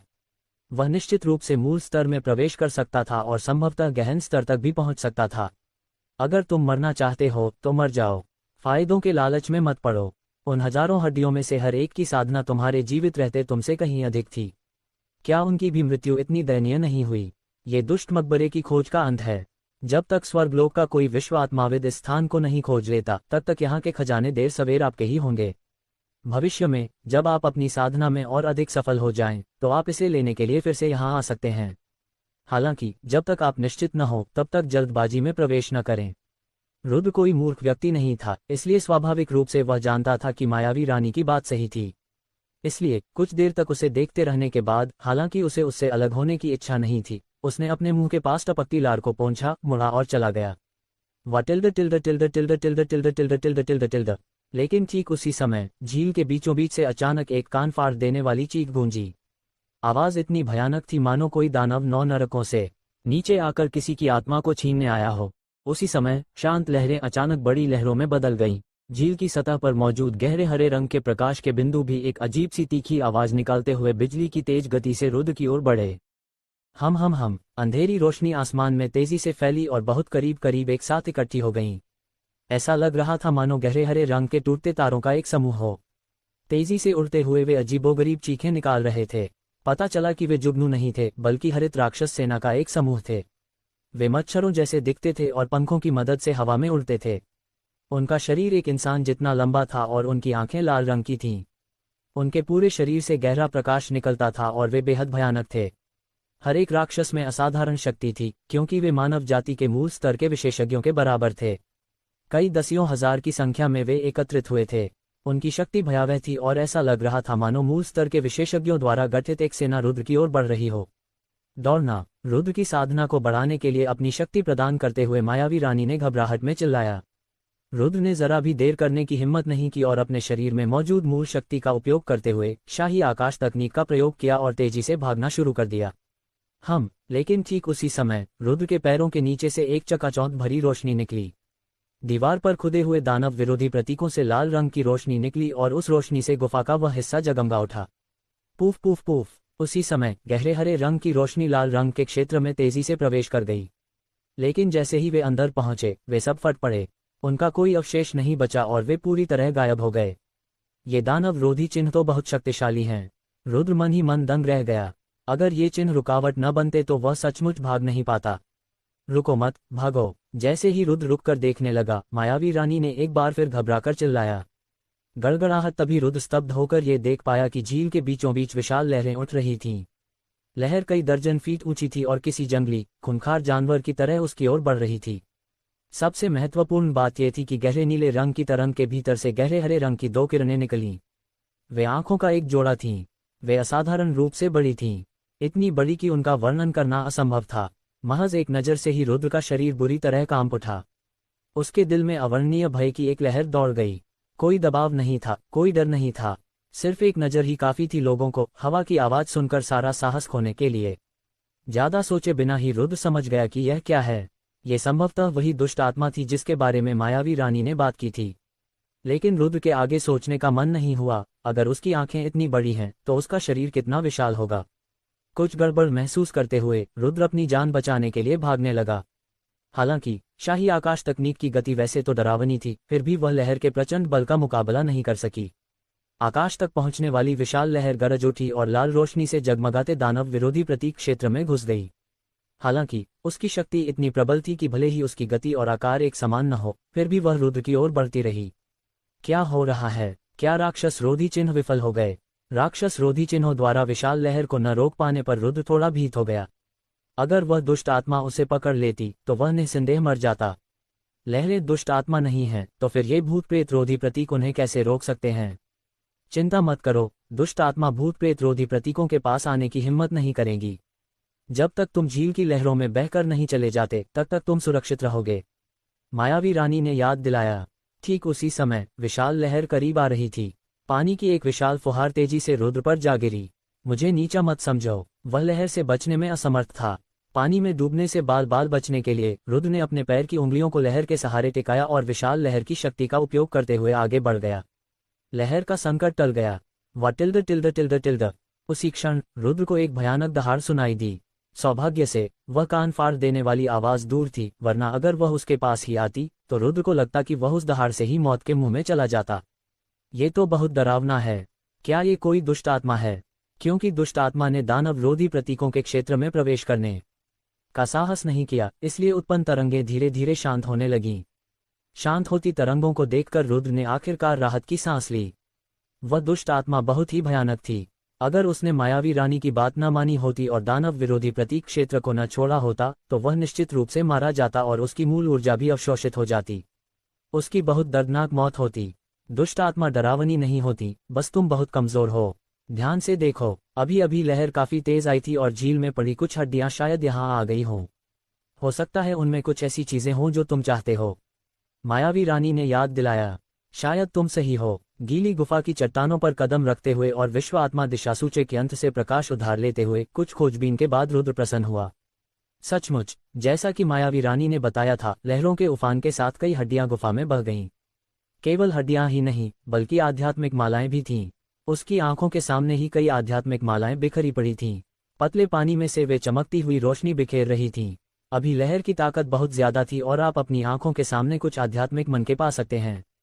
अगर आप और भी ध्यान से खोजेंगे तो शायद आपको और भी आध्यात्मिक मन के मिल जाएं। आपको शायद उत्पत्ति के मन के भी मिल जाएं, इसलिए बेहतर होगा कि आप अच्छी तरह से खोज लें। मायावी रानी भी रुद्र के लिए खुश थी। हालांकि आध्यात्मिक मालाएं उसके लिए बेकार थीं, लेकिन रुद्र के लिए उपयोगी थीं। अभी तक दुष्ट मकबरे में उसे काफी लाभ हो चुका था, इसलिए स्वाभाविक रूप से वह नहीं चाहती थी कि रुद्र खाली हाथ लौटे। रुद्र ने बिना किसी झिझक के उस क्षेत्र में विस्तार से खोजबीन शुरू कर दी। लगभग 4 घंटे की खोज के बाद रुद्र को 3000 से अधिक आध्यात्मिक मन के और 7 मूल मन के मिले।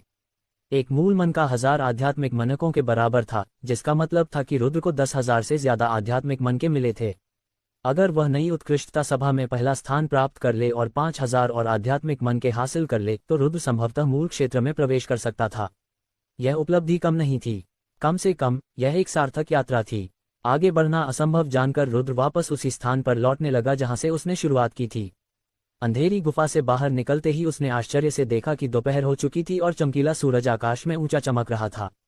धिक्कार है, यह अच्छा नहीं है। मैं नई उत्कृष्टता सभा का समय तो नहीं चूक जाऊंगा, है ना? रुद्र पूरी तरह अवाक रह गया। जब वह दुष्ट समाधि में था तो वह कुछ ज्यादा ही सावधान हो गया था और समय का ध्यान रखना भूल गया था। उसने कभी सोचा भी नहीं था कि वह दुष्ट समाधि में इतना लंबा समय बिताएगा। एक दिन बीत चुका था और अगर उसने जल्दी नहीं की तो वह नई उत्कृष्टता सभा में शामिल होने से चूक सकता था। हालांकि रुद्र को दुष्ट समाधि में पहले ही 10,000 से अधिक आध्यात्मिक मन के मिल चुके थे, लेकिन उनके लिए वे बेहद जरूरी साधना संसाधन थे। साथ ही उन्हें नई उत्कृष्टता सभा से मिलने वाले 5000 आध्यात्मिक मनकों के पुरस्कार को भी हासिल करना था। ये सोचते हुए रुद्र ने तुरंत स्पिरिट फॉर्मेशन को भंग कर दिया। ऐसा करने के बाद दुष्ट समाधि की ओर बना काला छेद गायब हो गया और उसकी जगह हरी घास उगाई। आम लोग इसके संकेत नहीं देख सकते थे। ये सब करने के बाद रुद्र अपनी जान बचाने के लिए सिंदूरी पक्षी नगर की ओर भागा। वास्तव में नई उत्कृष्टता सभा अपने अंतिम चरण में पहुंच चुकी थी। सिंदूरी पक्षी नगर के चौक में नई उत्कृष्टता सभा में भाग लेने वाले सभी नए उत्कृष्ट शिष्य अपनी अपनी पुरस्कार राशि लेकर वापस लौटने लगे। चौक के अंदर विजेता का चयन करने के लिए 5 युद्ध चरण बनाए गए थे। चौक के बाहर लोगों ने पहाड़ और समुद्र की आकृतियां बनाई थीं। सिंदूरी पक्षी नगर के प्रसिद्ध लोग भी आए थे और वे देखना चाहते थे कि विभिन्न शहरों के लोग किस तरह की गतिविधियां करेंगे। क्या हुआ? रुद्र अभी तक वापस क्यों नहीं आया? चौक के एक खास हिस्से में काव्या ने अपनी भौहें सिकोड़ लीं। उसकी निगाहें हर तरफ घूम रही थीं। वह रुद्र को ढूंढने की कोशिश कर रही थी। चिंता मत करो, उसकी साधना को देखते हुए जब तक वह उस क्षेत्र में प्रवेश नहीं करता उसे भूतसिंह वन में कोई परेशानी नहीं होगी। मुझे यकीन है कि वह थोड़ा लालची है और बेहतर उपलब्धियों के लिए वह अभी भी भूतसिंह वाले जानवरों का शिकार कर रहा होगा। इशिता सफेद स्कर्ट पहने काव्या के बगल में खड़ी थी। वह बड़े सलीके से खड़ी थी और उसकी हर मुस्कान या तेवर किसी के भी दिल को मोह लेते थे।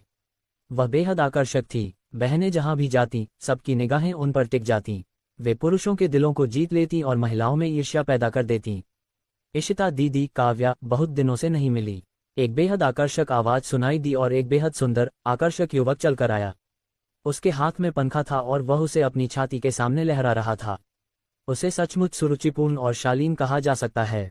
वहां मौजूद अनगिनत महिलाओं ने तिरछी नजरों से उसे देखा और फिर आश्चर्य से चीख पड़ी। उनकी लोकप्रियता का कारण केवल उनका आकर्षक व्यक्तित्व ही नहीं था, बल्कि उनके वस्त्र लिंग्यून स्कूल के प्रमुख शिष्यों के वस्त्र थे। वे एजोर प्रांत के नंबर 1 स्कूल लिंग्यून स्कूल के शिष्य भी थे। उनकी साधना पहले ही उत्पत्ति क्षेत्र के 8वें स्तर तक पहुंच चुकी थी। तो ये अजित गुप्ता हैं। क्या आप भी नव उत्कृष्टता सभा के लिए वापस आए हैं? उस व्यक्ति को देखकर इशिता की आंखें सिकुड़ गईं और उसने विनम्रता से मुस्कुराते हुए उनसे कहा। सिंदूरी पक्षी नगर में अजित परिवार का काफी दबदबा था। हालांकि वर्तमान में सिंदूरी पक्षी नगर पर सिया परिवार का नियंत्रण था, लेकिन अजित परिवार की शक्ति सिया परिवार से बहुत कम नहीं थी। यह अजित गुप्ता अजित परिवार की युवा पीढ़ी का प्रतिनिधि था और उसे परिवार का गुप्त रूप से स्वीकृत उत्तराधिकारी माना जाता था। इस नई उत्कृष्टता सभा में ऐसा क्या दिलचस्प है? ये तो बस घटिया शहरों से चुने गए शराब और खाने के थैलों का एक समूह है। अगर सिंदूरी पक्षी नगर के काबिल लोग भी शामिल हो जाएं, तो शीर्ष 10 की तो बात ही छोड़िए, दूसरे दर्जे के शहरों के लोग तो शीर्ष 100 में भी जगह नहीं बना पाएंगे। सारे स्थान तो निश्चित रूप से सिंदूरी पक्षी नगर के लोगों के ही होंगे। अजित गुप्ता ने अपना तय करने वाला पंखा घुमाया और बड़े घमंड से बोला, यह नई उत्कृष्टता सभा है। अभी तुम्हारी उम्र 19 साल है, इसलिए अगर तुम्हें शामिल होने की अनुमति भी मिल जाए तो तुम योग्य भी नहीं होगे। काव्या ने उसे एक नज़र देखा और जाहिर था कि उसे अजित गुप्ता बिल्कुल पसंद नहीं था। काव्या की बातों पर अजित गुप्ता न केवल क्रोधित नहीं हुए, बल्कि उन्होंने हल्की सी मुस्कान के साथ कहा, काव्या, तुम अपने होने वाले पति से ये बातें कैसे कह सकती हो? हाँ, तुम मेरे मंगेतर भी नहीं हो। मैंने इस शादी को कभी स्वीकार नहीं किया, इसलिए अपनी जुबान संभाल कर बात करो। मुझे काव्या मत बुलाओ, मुझे घृणा पसंद नहीं। काव्या ने उसे घूर कर देखा और फिर झट से वहां से चली गई, मानो वह उस व्यक्ति के साथ खड़ा रहना ही नहीं चाहती थी। इशिता बहन, काव्या बहुत गुस्सैल है। हालांकि चूंकि वह मेरी मंगेतर है, इसलिए मुझे उसके इस तरह बात करने से कोई आपत्ति नहीं है, लेकिन इससे दूसरे लोग हमें मजाक का पात्र समझते हैं। अजित गुप्ता ने इशिता से अपनी परेशानियों के बारे में शिकायत करते हुए अन्याय का भाव दिखाया। उसकी बात सुनकर इशिता पहले तो मनमोहक मुस्कान के साथ बोली, चूंकि आप जानते हैं कि उसका स्वभाव गुस्सैल है, इसलिए अब उससे ऐसी बातें मत कहिए। आखिर वह अभी छोटी है और उसका गुस्सा सामान्य ही है। आपको उसे थोड़ा माफ कर देना चाहिए। भले ही आप दोनों की शादी तय हो चुकी है, फिर भी आपको उसे और ईमानदारी से मनाने की कोशिश करनी चाहिए, वरना शरीर तो मिल जाएगा लेकिन दिल नहीं मिलेगा।